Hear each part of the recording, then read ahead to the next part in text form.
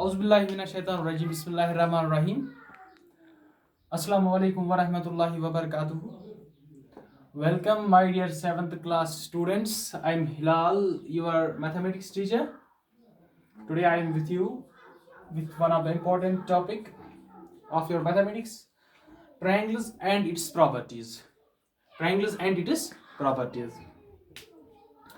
So you should all are aware about what do you mean by triangle and what do you mean by polygon. So first of all, you should know what do you mean by triangle. ये triangle क्या होती है बेटा, ठीक है. तो पहले हम ये डिस्कस करेंगे. तो triangle is actually A polygon. तो पॉलीगन क्या होती है? तो ट्रायंगल पढ़ने से पहले मैं यहां पे लिखूंगा polygon.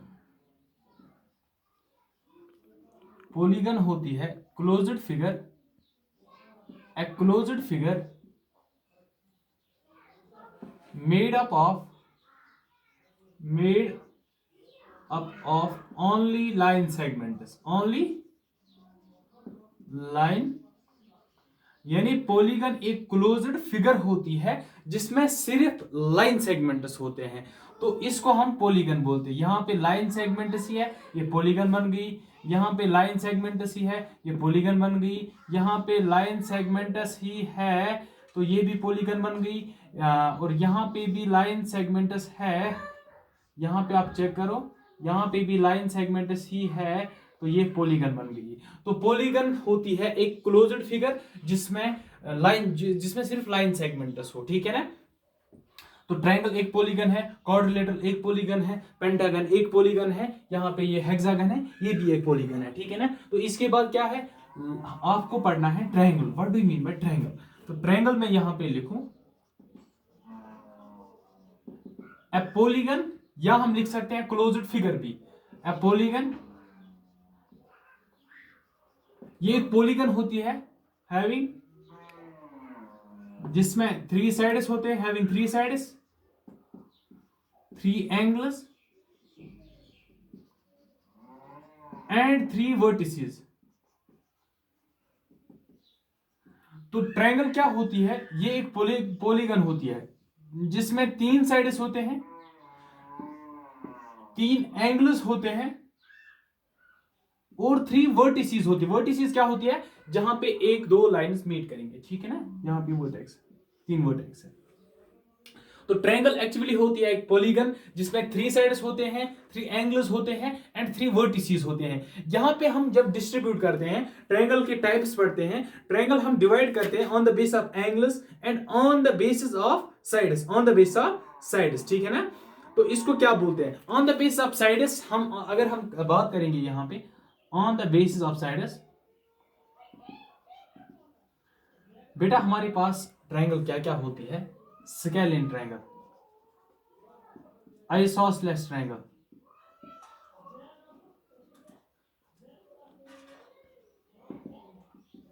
And equilateral triangle.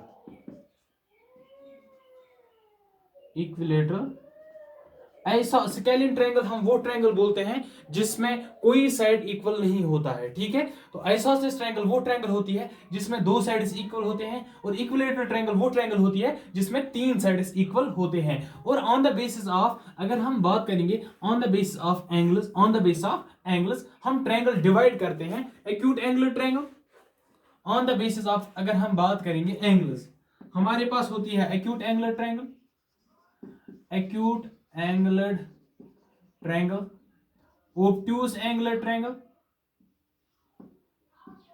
Angular triangle. हमारे पास होती है राइट एंगुलर ट्रायंगल,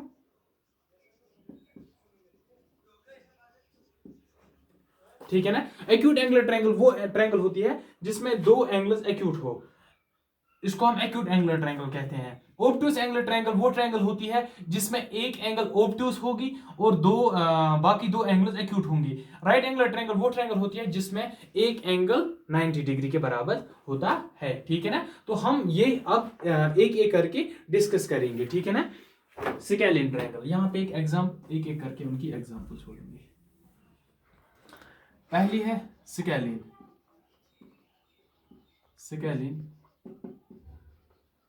ट्रायंगल। तो मैंने आपको बोला है कि स्केलिन ट्रायंगल वो ट्रायंगल होती है जिसमें 3 डिफरेंट साइड्स होते हैं। ए triangle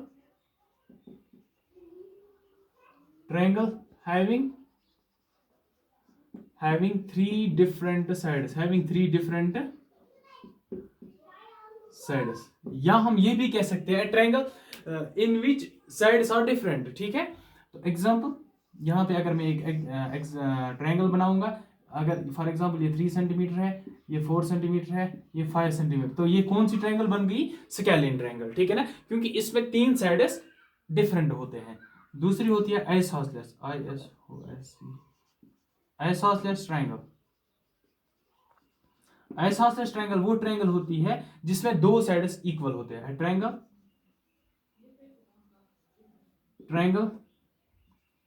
in which 2 sides are equal,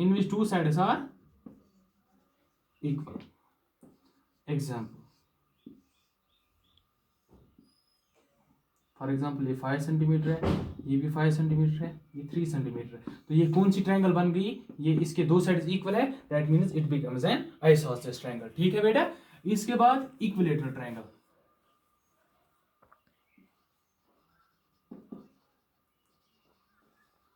equilateral triangle को हम एक और नाम भी देते हैं, इक्विएंगुलर ट्रायंगल। ठीक है ना,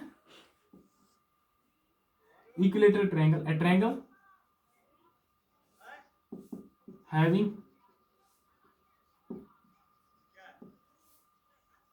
ऑल साइड्स इक्वल, जिसमें सारे साइड्स इक्वल होते हैं, इसको क्या ट्रायंगल बोलते हैं हम? Equilateral triangle. फॉर एग्जांपल अगर ये 3 सेंटीमीटर के बराबर है, ये भी 3 है, ये भी 3 है।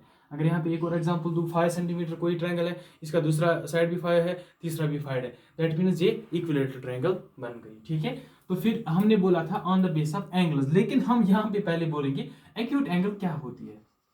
Acute angle is an angle whose measure is greater than 0 but less than greater than 0। तो हम बात कर रहे थे एक्यूट एंगल। एक्यूट एंगल क्या होती है? मैंने बोला है एक्यूट एंगल वो एंगल होती है जिसका मेजर 90 से ज्यादा हो, sorry greater than 0, less than 90। यानी यहां पे ये एंगल एक्यूट है, यहां से अगर 0 से स्टार्ट 1 भी एक्यूट है, और 89 तक एक्यूट एंगल होती है। कहां तक?